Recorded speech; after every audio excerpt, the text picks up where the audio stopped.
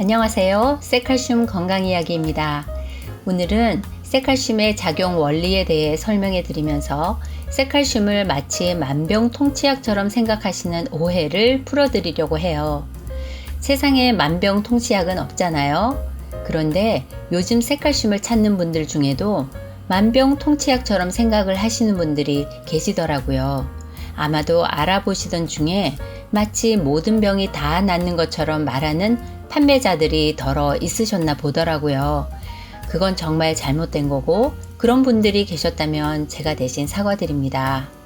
그래서 그런지 무슨 암도 나아요? 하고 묻는 분들이 가끔 계셔요. 사실 쇠칼슘은 아시다시피 암 치료제가 아닙니다. 하지만 실제로 여러 질병이 낫고 암 환자도 치료가 된 사례들이 있다 보니 나온 오해인 것 같아요. 한편으론 쇠칼슘의 원리에 대한 이해의 부족이기도 하고요. 그래서 오늘 설명을 통해 오해가 풀리고 쇠칼슘에 대해 좀 더 잘 이해할 수 있으면 좋겠습니다. 우선 칼슘이 인체에서 어떤 역할을 하는지 말씀드릴게요. 보통 칼슘 하면 뼈만 생각하잖아요. 그런데 칼슘은 뼈 세포 외에도 인체 60쪽의 세포의 활동과 신체의 여러 기능에 매우 중요한 역할을 한답니다.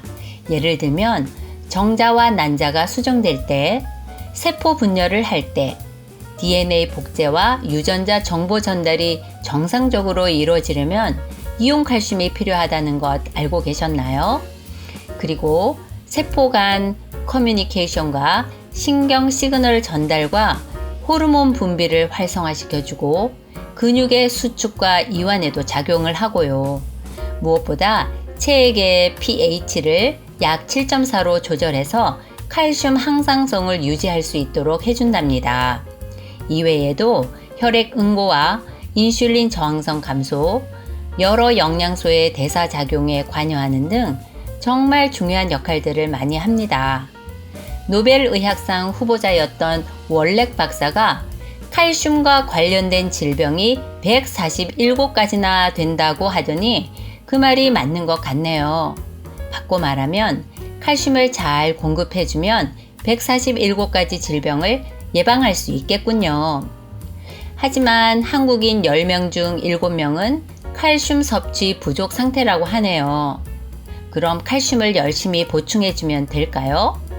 여기에 또 문제가 있어요. 바로 칼슘 보충제의 문제입니다. 아무 칼슘제나 먹는다고 다 흡수가 잘 되는 게 아니에요. 다양한 칼슘 보충제가 있지만 모두가 인체에 들어오면 무조건 단백질과 결합한 칼슘 형태가 되기 때문에 흡수력이 매우 낮다는 겁니다. 이온화가 잘 안 된다는 거예요. 이런 칼슘을 과다 복용 시에는 오히려 신장이 손상되거나 요로 결석 등 여러 부작용을 야기할 수 있다고 하네요. 그럼 어떻게 해야 되죠? 네, 이온화가 잘 되는 칼슘을 공급해주면 되겠네요.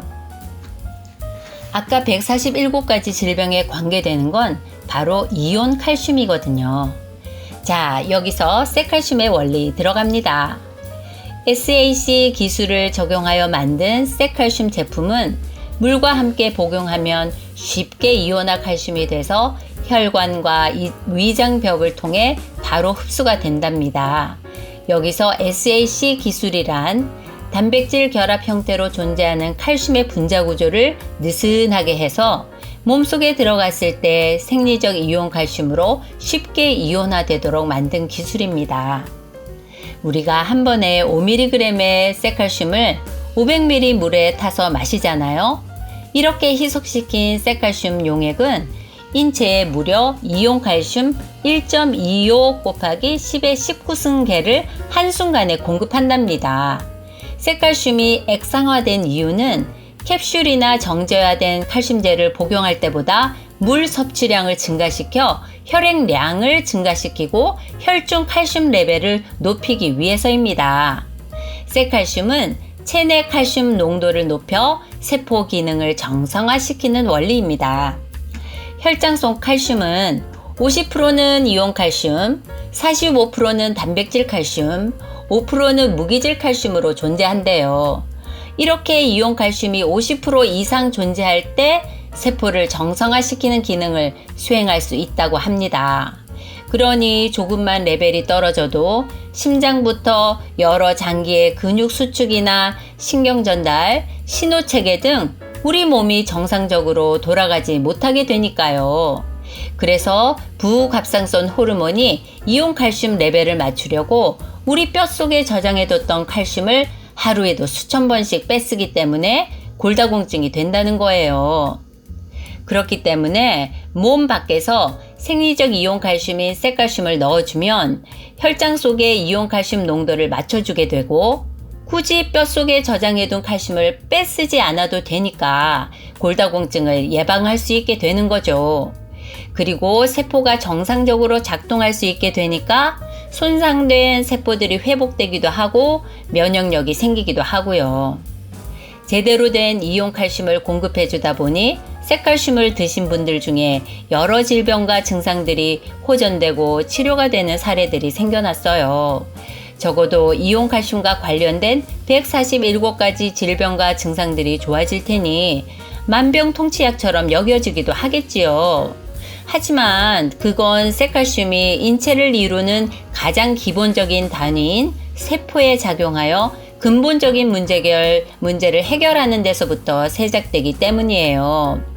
그러고 보면 칼슘뿐 아니라 인체의 기능에 꼭 필요한 필수 미량 미네랄이 28가지나 들어있는 데다 항산화 셀레늄까지 듬뿍 들어있는 쇠칼슘은 정말 항산화 종합 미네랄 칼슘이라 할 수 있겠네요. 아무리 그래도 만병통치약은 아니니 꼭 운동도 하시고 식습관도 바꿔보시고 여러 가지로 건강을 위한 노력도 꾸준히 하시기를 바랍니다. 다음 시간엔 제가 왜 골다공증에 걸리게 되었는지, 왜 간절할 수밖에 없었는지 제 얘기를 좀 들려드릴게요. 오늘도 함께 해주셔서 감사합니다. 다음 시간에 만나요.